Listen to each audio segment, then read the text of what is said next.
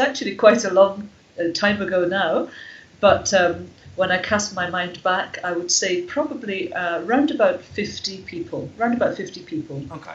It wasn't a huge event.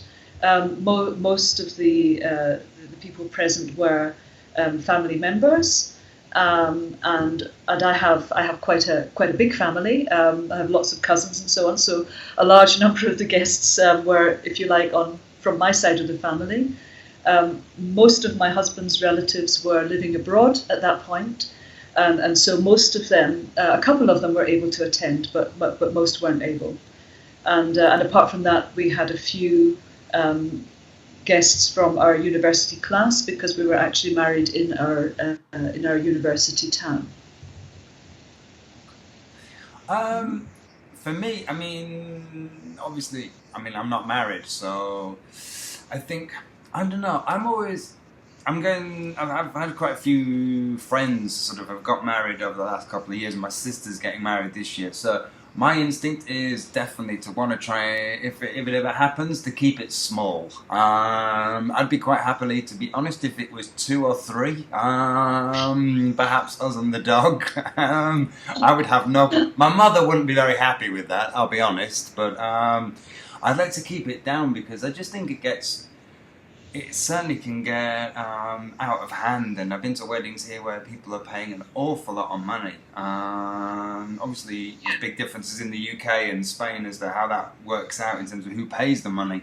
But I think I just like to keep it as small a group as possible. My very close family and maybe a couple of friends, but I'm not really got a big thing for having a big wedding. What I think is happening these days, I think there's a big divide between sort of people who maybe I find certainly with my friends, people who went to university and people who didn't go to university. My friends who didn't go to university, probably most of them were married in their early 20s, certainly by about 23, 24, some of them quite a bit younger in fact. Friends that went to university, I've got quite a lot of them that are still not married. Now, the majority that did get married, I'd say much more mid 30s. I think was the age that they actually settled down and that kind of thing. But I think the big divide there is, I think it's quite a new thing, is between people that went on to higher education and those that didn't. Yes, I think you're right about that. And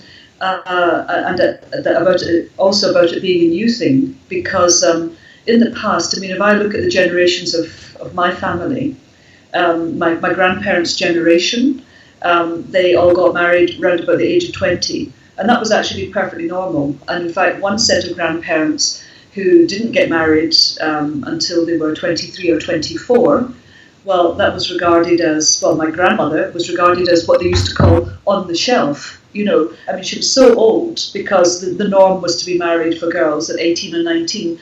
And that was true across all the social classes. People tended to get married younger.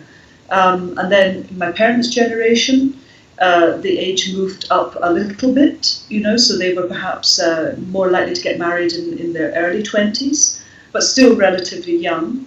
But I do agree, I think recently there's been an increasing tendency for people to put off getting married until they're a lot older, especially people who've gone on to university or to do some kind of professional training. That's what I've also observed, so I think you're right about that.